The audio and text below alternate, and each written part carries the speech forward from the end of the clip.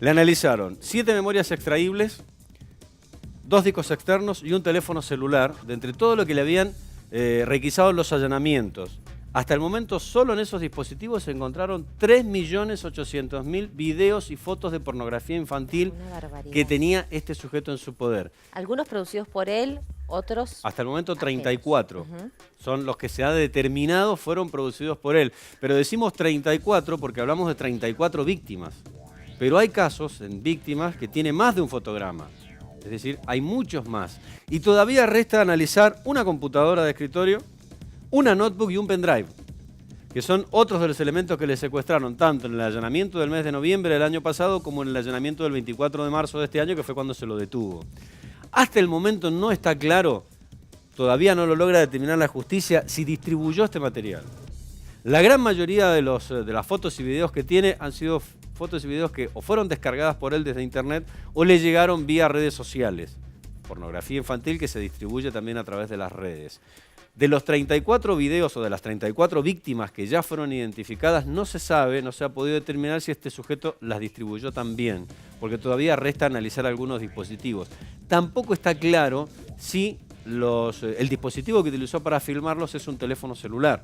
Aparentemente sí, pero estaban en las memorias extraíbles y en las computadoras el material. Por tanto, falta determinar. Lo que sí se ha logrado establecer claramente es la metodología que utilizaba este sujeto, que es, la verdad, altamente llamativa. En los consultorios, en su consultorio y en el quirófano, después de las operaciones, filmaba a los pequeños mientras los manoseaba. 34 niños están identificados.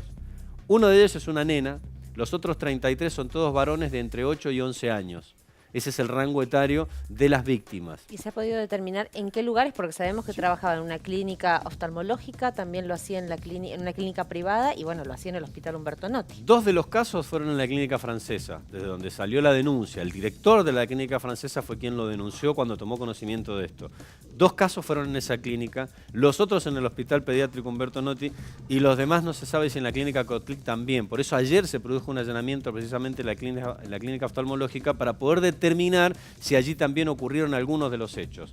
La mayoría, decíamos, fueron en el consultorio. Este sujeto escondía el dispositivo con el que filmaba, se cree que ha sido uno de los celulares que le requisaban los allanamientos, lo escondía en un lugar específico en el consultorio, la camilla la tenía orientada de modo tal que también quedase la víctima expuesta ante el dispositivo y en algunos de los casos él le daba la espalda a los padres, porque las consultas eran con los padres, son las consultas prequirúrgicas, cuando el anestesista tiene que evaluar la situación y qué tipo de anestesia tiene que aplicar a cada uno de los niños. Por tanto, en algunos casos él le daba la espalda a los padres y ocultaba así lo que estaba haciendo. Tocamientos, manoseo excesivo de las áreas genitales de los pequeños. Y en algunos otros casos los padres estaban presentes, lo que demuestra también la ignorancia o el desconocimiento de los padres respecto del trabajo del anestesista, si tenía que tocar o no los genitales del niño. Bueno, este sujeto avanzaba respecto de ello. Se le veían las 2 manos, se le escuchaba la voz, en la gran mayoría de los casos, haciendo pasar a los familiares o hablándoles a los pequeños con su nombre. Por tanto, allí se ha podido avanzar en la identificación de la mayoría de ellos y avanzaba con los manoseos. E insistimos, en algunos casos, ocultándose de los padres, dándose vuelta, y en otros no, delante de los padres, que fueron identificados.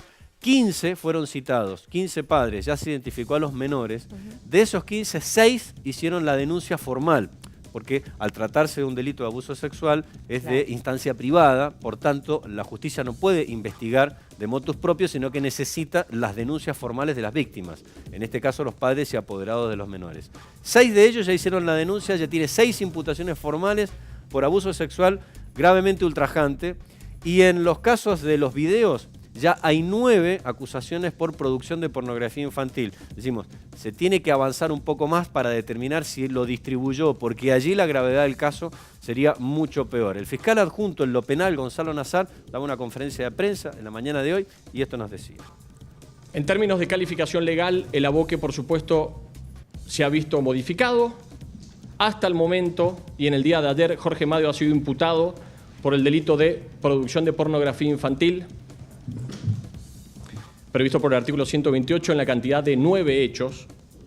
Esto es, se relacionan estos 9 hechos con 9 de los videos caseros que tenemos hasta este momento.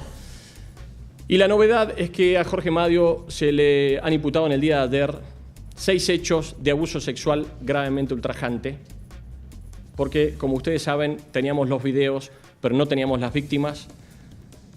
De la mano de un trabajo verdaderamente artesanal, se ha tratado y se ha conseguido localizar a la mayor parte de las víctimas de estos tocamientos.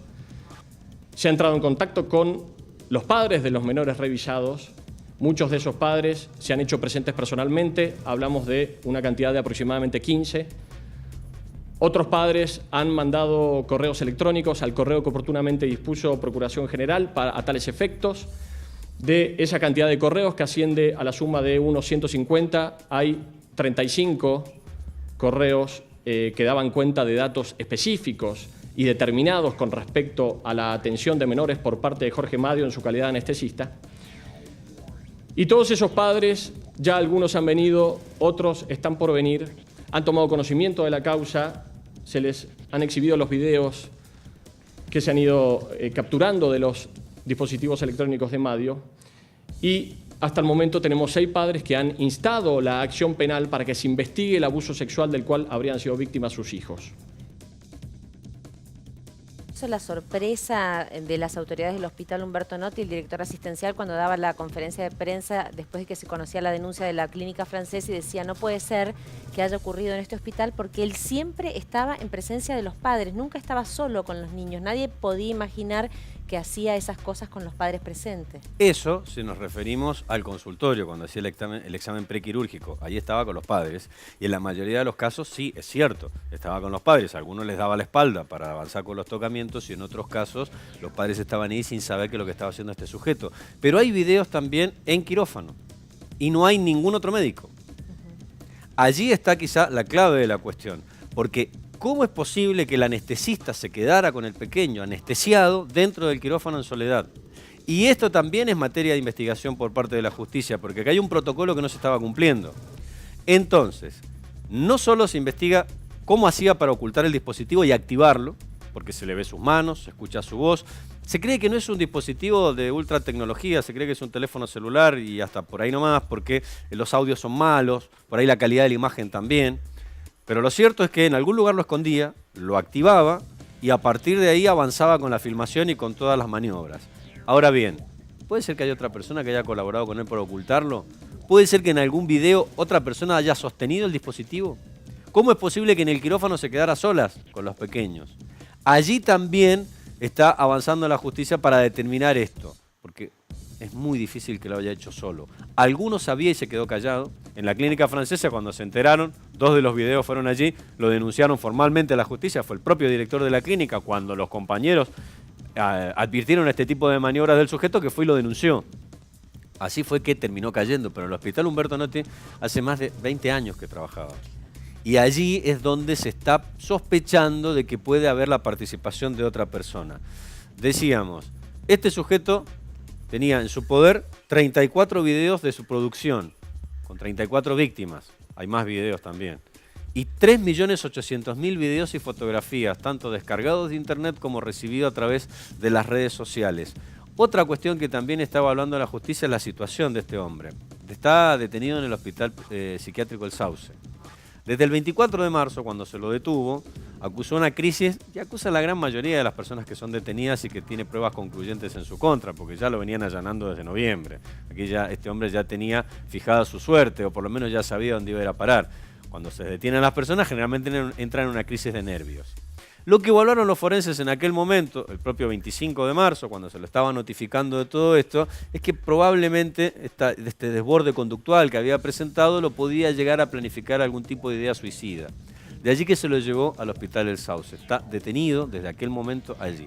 En la jornada de ayer y en la jornada de hoy se le realizaron estudios de alta complejidad, como tomografías, por ejemplo, uno de los estudios que se le hizo, y se está esperando que las autoridades sanitarias del hospital psiquiátrico digan si este hombre puede atentar contra su vida o no, para que quede alojado allí o sea llevado a un centro de reclusión penitenciaria. Pero como escuchábamos a Nazar, todavía faltan muchos más padres que se acerquen, que identifiquen a sus hijos, que hagan las denuncias formales. Fueron más de un centenar de correos electrónicos los recibidos e insistimos, casi 4 millones de fotos y videos, por lo tanto la situación de este sujeto puede agravarse aún más. Lo que sí está claro también, y más allá de que se sumen todas las acusaciones, las 34, que más de 50 años no puede estar en la cárcel. porque las penas menores sí se establecen más allá de la cantidad de hechos. Si llegan a ser 34 las acusaciones, la pena mínima es 4 años, en el caso del abuso sexual. La mínima es hasta ahí. En el caso de las máximas se acumulan, pero no se pueden acumular más de 50 años. Así que, independientemente de la cantidad de hechos, ya tiene 6 acusaciones en su contra, más la producción de pornografía infantil, más allá de que se sumen todas, más de 50 años no podría estar tras las rejas. Lo que implica, por la edad de Madio, que prácticamente sería el resto de su vida.